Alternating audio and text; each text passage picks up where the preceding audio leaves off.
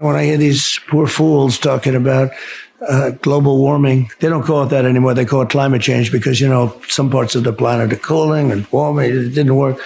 So they finally got it right. They just call it climate change. They used to call it global warming.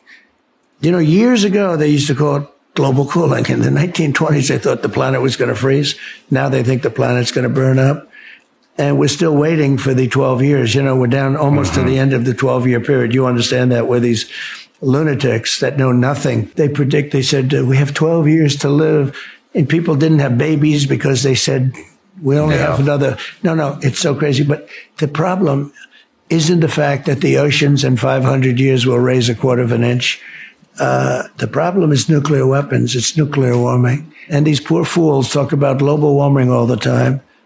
The planet's going to global warm to a point where the oceans will rise an eighth of an inch in 355 years. They have no idea what's going to happen to weather.